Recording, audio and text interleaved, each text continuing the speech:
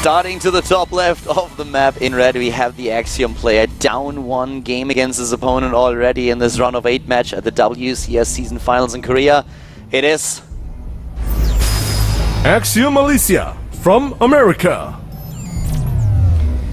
The American player up against the full-fledged Korean that is lagging here. Yep. We'll just wait for this to get fixed. And this is the part where I'm so happy that you're here today, Kaldor. There's nothing harder in the whole world than trying to talk through that when you're solo casting. I was actually, like, at some point we had a break and I listened to you casting because we have our very own balcony up there, so we had the perfect view. And you were asking yourself questions. That was the most adorable thing that I've ever seen. That was really epic. I do that sometimes. That wasn't just because I was solo casting. I can actually see that. I make great conversations with myself. Nothing crazy about it at all. Yeah, I'm an interesting guy. You know the coolest thing about me? I like all the stuff that I like. Really? Does that happen? Is that true? That is true, yeah. So anything I talk about to myself, I'm like, that's really interesting, actually. Wow, you're cool. So you're really surprised by the things that you tell yourself? You're like, hey, I have to tell you a secret. Wow, that was a really cool PvP build. I'm like, oh my god, yeah, I know, right? So good. I love that build. I'm going to steal it. Me too. You should actually record that at some point. Have a whole talk show, you know, do an episode of Meta, just talking to yourself, and you just duplicate the Skype call and you have yourself 4 times. Not a bad idea. It can sound just like what's in our headphones right now, just an echo going around. You had a Zerg circle already that we were talking to, That's now right. You have the Protoss circle. I've been wanting to do that. It's kind of fun, actually. Best idea for a special episode. Yeah. Wow. We had the same problem, by the way, yesterday with the MVP. He also had a few lag issues. Yeah, I think we're probably just going to have to restart. It looks like it. I mean, doubt at 9 supply that they're going to resume from replay. Yeah, that's most likely not going to happen. I mean, the only thing that I could have seen is that SOS maybe bounced back in the game, but what we have on screen right now is him dropping out. Yeah, it's too bad Alicia has a tiny lead at 95 minerals against 90. I'd be really furious. Yeah, losing that lead is always a big problem, especially in Protoss versus Protoss. If you mine those first 5 minerals, then you are so far ahead. Yeah. I don't know how he has that either, because the probes start in the bottom of the Nexus and he's on the top. How did that happen? I think we actually have to leave that. Do we? I guess. No. I don't know. Should we? Someone will tell us. I'm not quite sure what that's going to tell them, but well. What would that say in Korean? No, that wouldn't be a word. This is so funny. Okay, so we are basically trying out if that actually works, like what's going on here, if we have to leave the game or whatever. Nobody told us anything. So I just type a few letters in the chat, and immediately the audience are, don't chat here, don't do that. Like, yeah. All right, well, but you've that been happens reprimanded. Sometimes, that everyone else leaves, or at least it happened in Warcraft. It was really annoying. Everyone dropped, and you didn't know, okay, do I have to leave it right now, or do they create a new lobby? What's going on here? And now, of course, the game has finally finished, but the ODGN observer was like, there's nothing on camera right now, we don't have the chat on screen, but still don't do it. That is the feel that I got from that as well. They are going to give me penalty points for that. Uh-oh. Kaldor, you're never going to win WCS now. You know, I was starting. I was actually trying to. You were trying to win WCS? Oh, how many points do you have? You just wait. Game number 1, Code A qualifier next season. You versus me.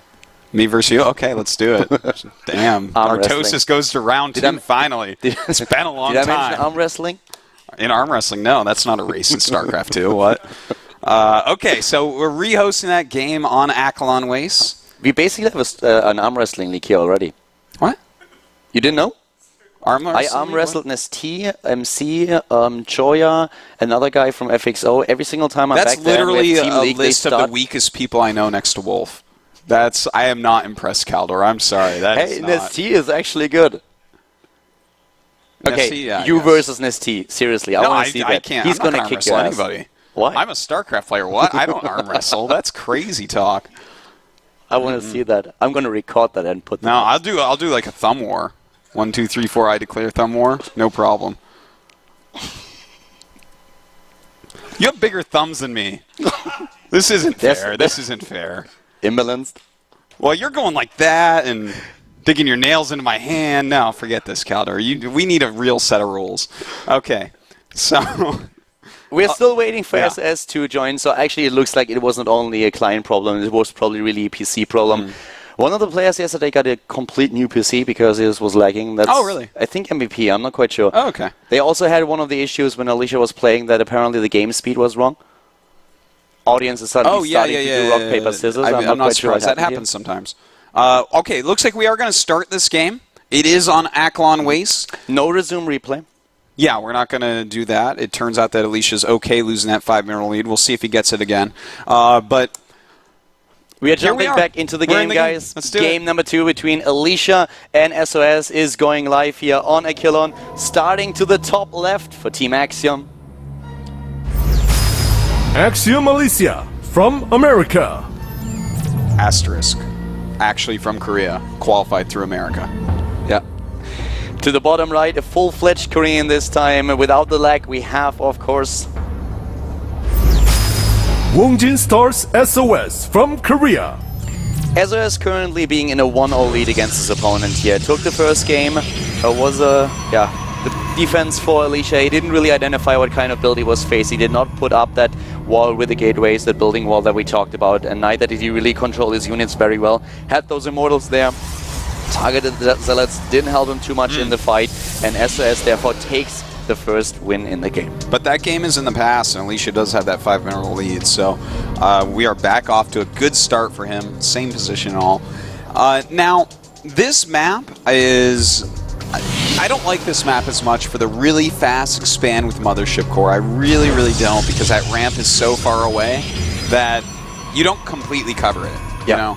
I consider completely cover that a sentry cannot force field it without the Mothership Core. The Nexus can be able to hit the sentry. And on this map, a sentry can do that. So this one is one where I think you're basically pretty safe doing a more aggressive build, right? Like opening up something like we saw both players do last game. We actually saw on this map in the last few games that at least I casted in the round of Code A and also, of course, in the WC, in the up and downs. Yeah. We saw a lot of aggressive builds, ranging from blink builds to going into early DTs. It's really kind of funny how a few players really will now massively use DTs, try to make that happen. And we had so many quick games, like you don't go for any kind of detection, you just execute a little bit of pressure, try to get your base, suddenly you see the blur on the map and you're like, okay, GG, this game is over. Yeah. So many of those games just ending in an instant. That's right. You know, a quick DT build is so powerful because even if they went detection, if the detection isn't in position, you can actually get enough damage done. Like, really, if you get a DT in the base and sometimes their units are outside and they force you the ramp wing, so you go and you kill a sentry or two and you're like, well, this is already paid for itself. Yeah, it's really strong. The Inca Memorial build, always a really strong thing to fall back onto. I was actually surprised that Inca didn't announce, okay, I'm coming back into Starcraft 2 when Heart of the Swarm was announced. He saw those changes. Doesn't he technically still play? I thought he's like on a Zuba or something. I think, didn't he play in the last Code A qualifier? I don't know if he actually did. I'm not sure. But the problem is, DT builds are better now. You still know what he's going to do. Yeah, that is true. Alicia, once again, going into the Stargate. It's the same opening that he showed us in game number 1, going for the Stargate build here. So far, for SOS, we don't have the tech choice. He doesn't go down the same path. We will have him with the expansion here. Wow, okay. So he's actually opening with a fast expansion with a sentry as opposed to a Mothership Core. And what this means is he's not going to go Robo. He's probably going to go for a Twilight. That's my guess here, because you want to get the quick sentry to be able to scout the hallucination immediately, because otherwise you simply die to something like, well, a lot of different all-ins I guess you could die to, but you need to know what's going on. How happy are you about the hallucination changes that they made? They had to do it. Like, I don't know how I ever played before. Wow, he's actually going to go right into the Robo. Yeah, that's I'm actually a little bit surprised, but okay. That's cool. So first of all, with the sentry, he can of course go straight into the hallucinated Phoenix, trying to find out what's going on in Alicia's main base. At this point, SOS doesn't know about the Stargate opening, and with the added robotics, he can also get his observers out there, which is of course also a safe choice against DTs, for example. So we had the scout, we had in the last game already SOS showing DTs. Alicia could have done it here, and then I guess if you only go into the Twilight, you don't have detection on the map, so a little bit safer here with the robotics to have at least that. Well, we'll see what these Phoenixes can get done. You know, Phoenixes are the Phoenix openings have been around for a long time, and ooh, he's actually going right into Robo 2 before the expand. So this is actually a pretty good spot for SOS, I want to say, because his Nexus is going to be so much quicker. But that's okay if you're good with the Phoenixes, because you can pick off enough probes to get it even. Yeah. We have the extra gateways now coming in for SOS after he has the robotics, of course, getting the production up so that he can defend, and he needs definitely something. With the Phoenixes, if you're a player that is really meticulous about it, you are going to lose quite a lot, especially when you bounce between the two bases. So far, we don't see a lot of probes on the natural for SOS for that very much reason, but now with the transition coming in, Mothership Core has to be really careful though. And he's actually going for the Mothership Core. Does force that Nexus Cannon. I think that's exactly what he wanted to do. Yep. And he does have some damage on it, so his next swoop by will be nice. You could really see that SOS for a second was really thinking about not using the Photon Overcharge here and saving up the energy, but then he realized that it would probably be too close, even with the stalks that he warped in. So that's definitely the safer option. Saves the Mothership Core for now, but of course loses the extra energy. Yep. Now, we do have 3 Phoenixes out, and that's enough to really harass the probes quite heavily. But how many Stalkers will SOS make? And if he does make a lot of Stalkers, of course, that is going to lure Alicia into making quite a few Immortals. That's why this build can work out against a faster expand, because either they lose a lot of probes or they invest a lot in Stalkers that you don't really want as you hit the late game. And talking about the probes here, in terms of economy with the faster Nexus, SOS is of course already ahead in the Harvest account, has a really good economy to fall back onto. Alicia is getting... Oh, he needs to be careful here with those Phoenixes. Taking a little bit more damage than he really wanted. He has a lot of lift energy there. He just hasn't been able to pick anything off. The defense of SOS has been quite stellar so far. Yeah, SOS is getting the faster upgrades. He has his own Immortals on the way. He has the better economy. His position is really good right now against Alicia. And SOS actually going for his own Stargate. That's kind of interesting. A lot of times when someone opens Stargate, you can counter it with 2 Stargates, but making 1, I don't see this as often. Yeah. What do you think he's going to do here? Just trying to fight fire with fire, or will we have a bit of a variation? Well, you know what? I'm not exactly sure. I mean, we could see like a single Oracle, but I don't think that's it. Could he possibly go up... see, I'm thinking Void Ray, right? But could he possibly go up to Tempest and go 1 Stargate Tempest? Because Tempest, they kill Colossus pretty dead. We've seen a lot of Tempests actually being used in conjunction with your own Colossi. So once you're going to Colossi tech first, you're Colossi versus Colossi, and one player makes the choice to go into the Stargate and then tries to get the Tempest out as an addition. But so far, I actually haven't seen that without any Colossus support at all, but there's the fleet picking. So, see, this is why I love SOS. He really does have his own style, his own strats, and that's the type of thing I would expect to see out of him, right? Is go ahead, grab that really quick Tempest, and maybe use, I don't know, a more Immortal focused army, like Charge, Archon, Storm, Tempest, something like that? Yeah, maybe. Getting the extra Oracle out there, could try to sneak past those Phoenixes and get into the middle line first. But let's see what he's going to do as soon as we have the Tempest in the game. He needs something to support them, that much for sure. And we already have the range upgrade for Alicia. So Alicia going down the more traditional way to play this. Yeah. Now he is grabbing an Immortal as well as a Twilight, just kind of getting all the bases covered, all the techs out, and in fact both players are at this moment doing so. And talking about all the bases covered, we have a third one coming up here for SOS, trying to take a third very soon. So if he's playing defensive here, then he can actually be in a really good spot with those Tempests. That's usually what you see. If one player goes in the Tempest, I mean, when have you last seen a Tempest timing where a player moves out with the first 2 Tempests and wins the game? They're so slow. I haven't seen it, but I'm ready to. Yeah, I'm ready to see it, but I don't really think with how slow they are, you will actually see that all too often. Yeah, no, I don't think you will either, but I'm ready to see it. And we could see it once he gets his third a little bit saturated and he really gets his upgrades going right. He's going to have his +2 attack, he's going to have his charge, and he's going to have enough Tempest that he can actually wreck Colossus in a matter of seconds. Oh, the Oracle getting a decent amount of hits here. I mean, the Warpin is good, but the Oracle already with 3 kills, 4 taking down a 5th. That is already paying off big time. 7 kills, 8 going up to 9. Wow, you can't tell me that that wasn't worth in the mid-game. If you're going Tempest anyways, that one Oracle, that was nice. That was really good. I mean, at this point, the Harvest account is 45 against 51. And look at that supply differential. But don't forget, a lot of that supply is in Zealots right now. So it still remains to be seen exactly how this will go.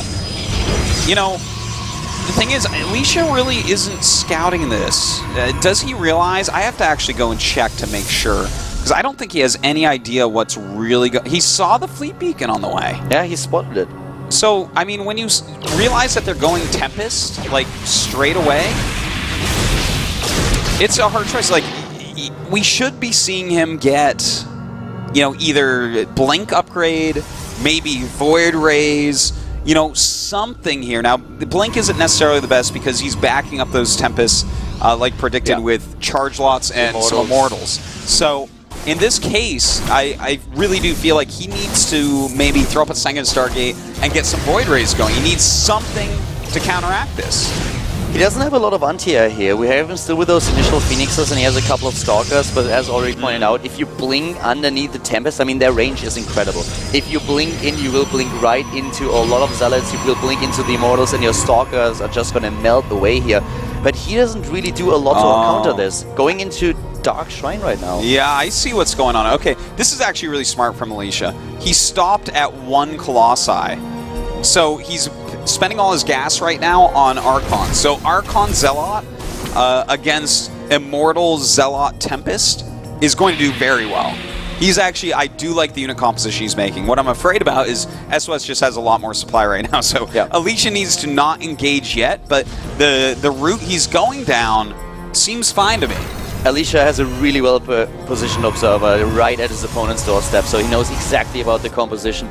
But we have really a huge supply advantage here for SAS. He was just much faster with his natural. He went into the third base faster. He took down all those harvesters earlier with the Oracle. So his economy position is so good. He gets those upgrades out immediately, and he has a massive amount of structures just to back this up and warp in additional units once that the fight started. And they're both going up to 10 gates right now, so we're about to see the macro really kick in. Alicia should catch up on the supply reasonably quickly, and I really want to see a lot of Zealots popping out for him, because that's what I'm most afraid about, is a good count of Immortals.